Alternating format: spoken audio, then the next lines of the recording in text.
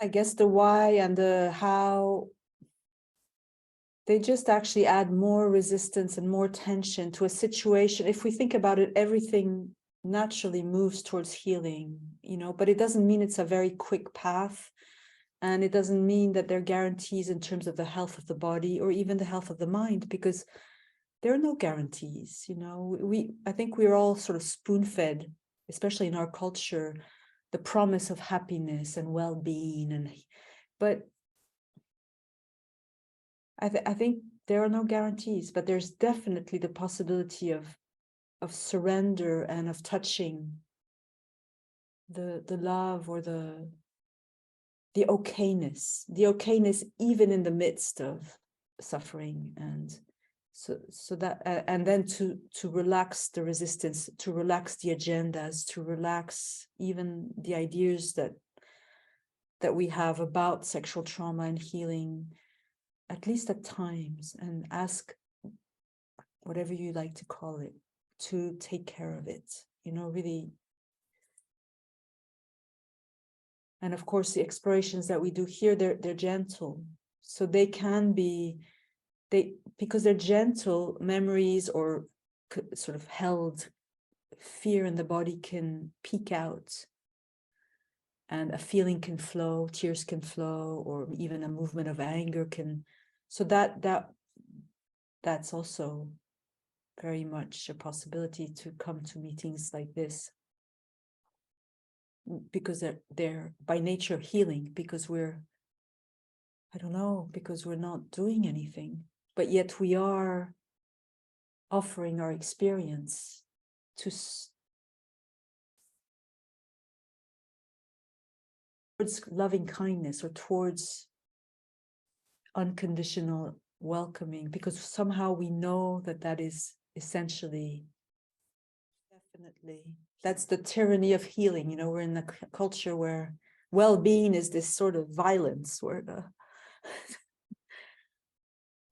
I mean, not to say that caring for the body mind isn't a beautiful thing, just like caring for the shrine. Our body minds are sort of the temple, you know, each one we have our temple.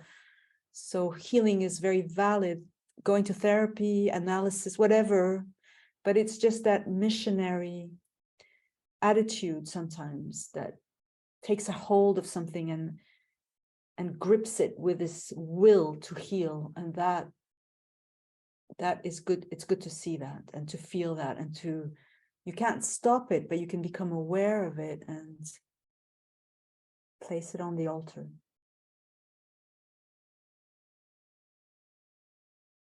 And it's difficult, because that means that we're surrendering to our to something that may, like, for example, chronic illness or chronic pain or chronic anxiety, things that maybe will always be with us. And that we, you know, thy will be done. Thy will be done. That is probably the ultimate healing. Easy to say, and in terms of that sort of becoming your experience, it's a journey, I think. Probably for all of us, it's a journey. Thank you so much. I was also going to say the company of other, thank you for sharing this. And these sort of like-minded groups are helpful, and sometimes sharing with words to a group or to a friend who's not going to try to fix it, you know, that's so healing. So a shoulder to cry on, that kind of thing. I mean, this doesn't always come in the form of sort of happiness, but in these meditations, healing comes in whatever form it comes, maybe through a breath, through a moment of relaxation, a moment, but I really want to say a moment of the heart, a movement of the heart, always. Whatever that means, because of course it's not the physical heart, but it's grace, really. It's grace, and it's all. I think grace is the activity. Grace is always in operation. Doesn't take any time off, but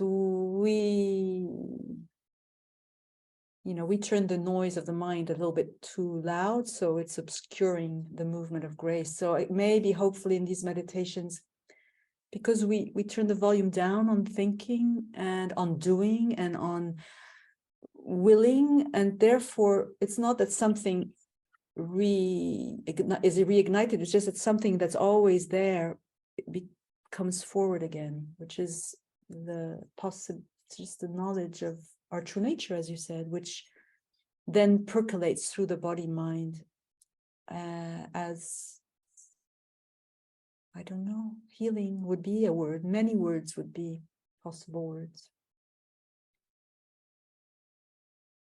Yeah, sometimes if we talk too much about what this that's happening together in meditation is, then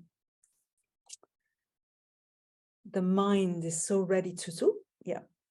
So that's why I was saying, not too many words. But I didn't mean to shut you. I hope I didn't shut you up or shut myself up. Is a place of suffering, and and sometimes it's here, suffering, holding, protecting, defending, lost, can't find my heart, can't find this presence of presence. Those are very real moments to also be explored, and they're like territories.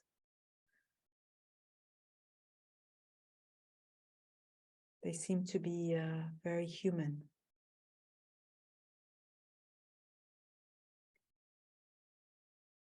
But because we're truth lovers or seekers, there's always a little compass somewhere tucked in a pocket, or that we at some point pull out again and sort of look and orientate towards our deep intuition. But sometimes we can't find that little compass. It's nowhere to be found, and that's interesting too, and seems to be part of the adventure. And this yoga can be excruciating as you sit through the sessions, because they're so very slow, nothing happens, there's a sort of intensity about them. So what was happening in your case is that actually, because you said I felt bored, I couldn't wait for this. It was, there was a lot of layers of unpleasantness, which the mind was, bored, but in a way, it's because nothing's happening, and there's a sort of openness and a sort of encouragement not to engage but not to move away, that finally some layers are surfacing a little bit more accurately, not just as concepts. I'm sad, and when I was little, and I'm lonely, but they surface as sort of visceral, tactile movements during the meditation, and just that, we don't realize it, but just the fact of that being possible has an after effect on the body mind. It has it's a message sent to you, to you Lynn, as a body and as a mind and as a person with a history. You are welcome. Your suffering is welcome, and it can surface. And but I would just encourage you to not get discouraged if your sadness returns.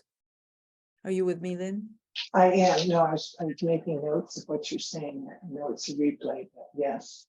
If it comes back, it's okay. It's because it's a deep habit in our body minds to contract back around our stories. Our stories are, sometimes they're not just stories, they're real imprints in our bodies. Mm-hmm. So it might just but then there'll still be that memory of cultivate the memory of the openness too, just as we carry the memory of our suffering, of our childhood, of our trauma. Well, we also carry the memory of our I don't know, of whatever you touched here, the kindness in Ganga's voice, just the simplicity of these moments of welcoming, of kindness. Well, that's a memory too that can be sort of, you know, and I know I have to do the same, and sometimes I have to do this because this puts me in the position of the little girl I once was, who really did believe that the Virgin would come and help me when I was not happy.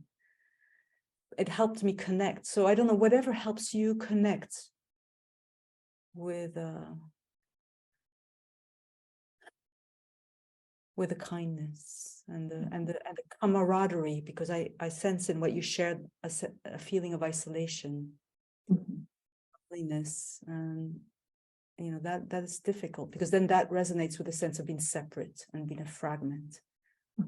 So to connect with the friendliness, and that you're not alone, and that your suffering connects with each one of our sufferings somehow, you know, just as we share the same being, each one of our suffering, brothers and sisters, they're the big family of suffering. So your suffering is not isolated. Anyway, I don't know if these words help, but Yes. they come with all my heart, and